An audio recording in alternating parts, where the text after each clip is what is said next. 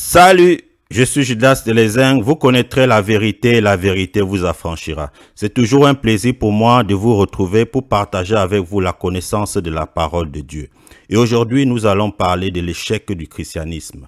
Il ne s'agit pas, disons, de critiquer les différentes dénominations chrétiennes, encore moins les hommes de Dieu, mais il s'agit ici d'une cloche que je sonne afin de ramener les uns et les autres sur le chemin de la vérité, afin de ramener les uns les autres sur ce qui devrait être fait pour ce qui concerne la grande commission. Aller et faire de toutes les nations des disciples. Le christianisme a beau se vanter comme étant cette religion royale qui amène l'homme à la vie éternelle à travers la naissance, la mort et la résurrection de Jésus-Christ de Nazareth, ce qui est vrai d'ailleurs. Mais le christianisme reste cette religion qui a connu le plus d'échecs tout au long de l'histoire. Et ces échecs sont notamment dus à toutes les dénominations qui y sont présentes et également à toutes les doctrines qui sont enseignées. Toutes ces dénominations, toutes ces doctrines enseignées tout au long de l'histoire, c'est-à-dire de Antioche, où les premiers disciples ont été appelés chrétiens jusqu'à nos jours, toutes ces dénominations et doctrines, enseignements, modes de pensée ont amené à l'échec même du christianisme. Je vais parler de l'échec du christianisme en me basant, disons, sur cette expression qui est la pierre angulaire. La Bible dit du Seigneur Jésus-Christ de Nazareth qu'il est la pierre angulaire. Mais pourquoi le Seigneur utilise-t-il ce symbolisme de la pierre angulaire? Parce que tout au long de la Bible, le Seigneur utilise de nombreux symboles.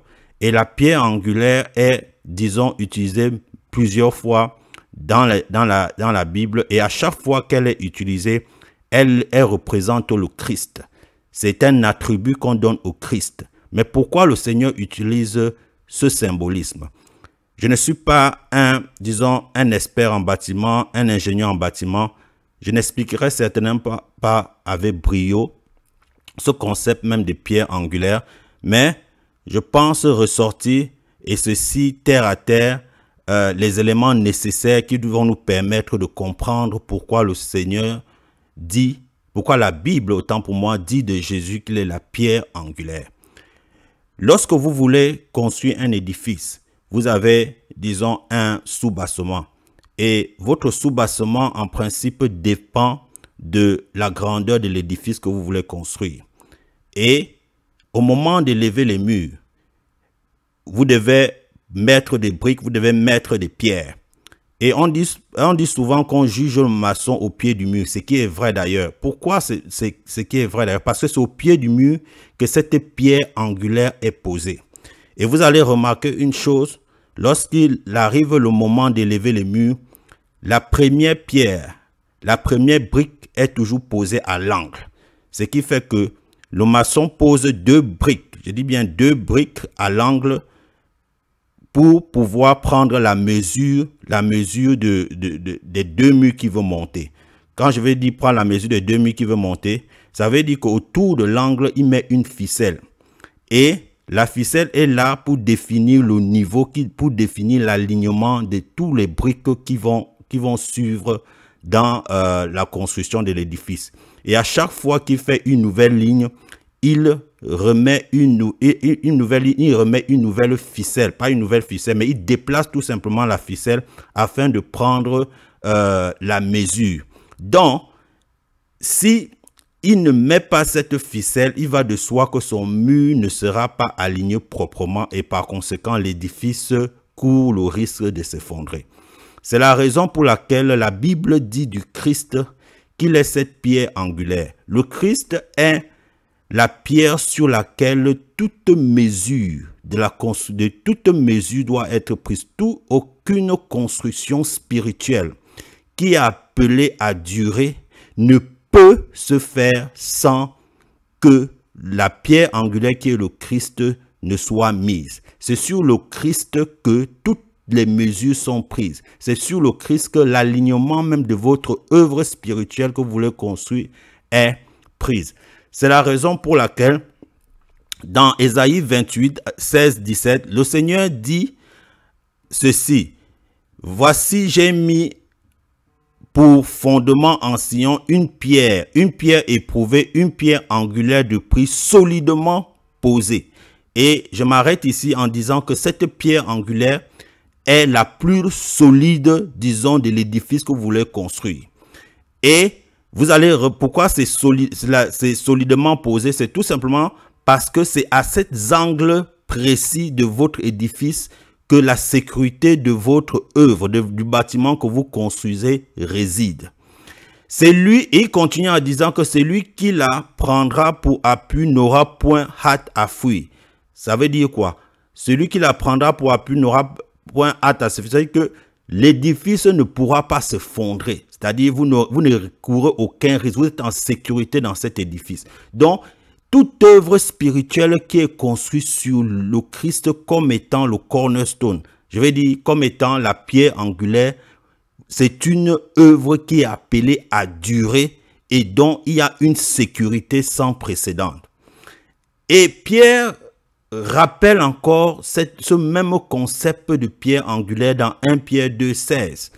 Et même Paul, à l'église d'Éphèse, Éphésiens 2, 19 à 21, parle également, il dit aux Éphésiens que vous n'êtes plus des étrangers pour ce qui concerne le royaume de Dieu, parce que vous avez été édifiés à travers le fondement des apôtres et des prophètes, Jésus-Christ lui-même étant la pierre angulaire.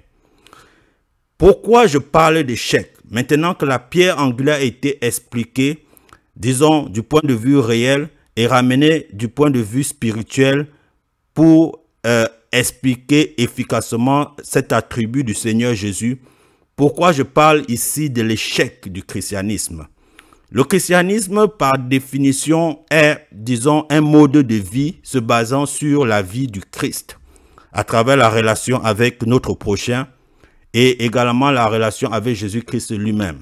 La relation avec notre prochain étant cette relation horizontale et la relation avec Jésus-Christ qui étant cette relation verticale. Le christianisme a connu l'échec à ces deux dimensions, disons horizontale comme verticale. Horizontale, pourquoi? À cause de toutes ces dénominations qui ont été créées tout au long de l'histoire. Et cette dénomination a été créée de manière à mettre le Christ de côté et faire en sorte que l'homme ne dépende que de l'Église. Et quand je parle de l'Église ici, il ne s'agit pas de l'Église en tant que corps du Christ, mais il s'agit de l'Église en tant que dénomination, en tant que groupe de personnes, en tant que courant de pensée.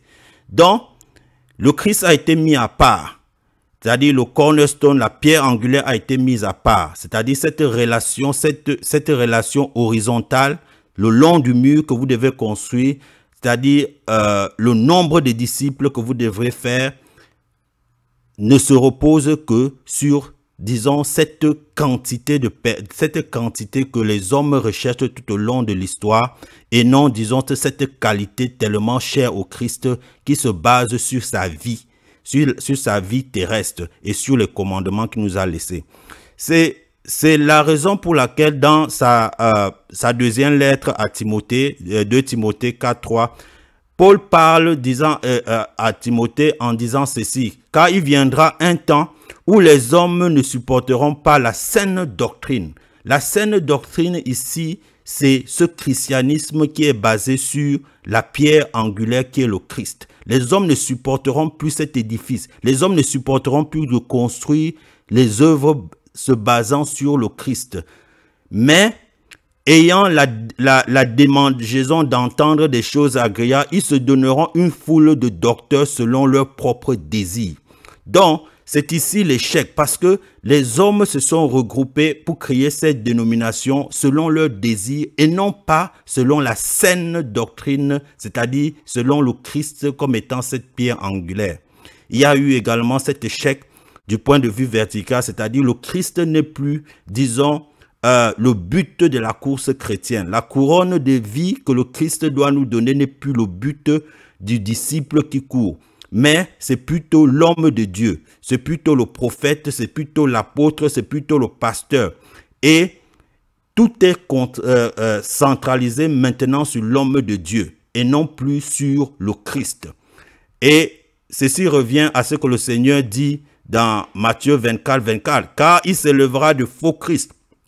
Des faux Christ qui signifie en d'autres termes quoi? Des fausses pierres angulaires sur lesquelles les hommes ont mis leur confiance. Il s'élèvera de faux prophètes. Ils feront de grands prodiges et des miracles au point de séduire, s'il est possible, même les élus.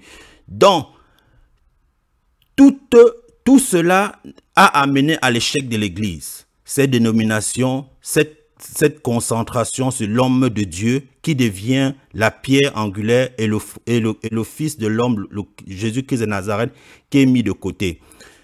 Et il est important pour moi aujourd'hui, disons, de rappeler une chose.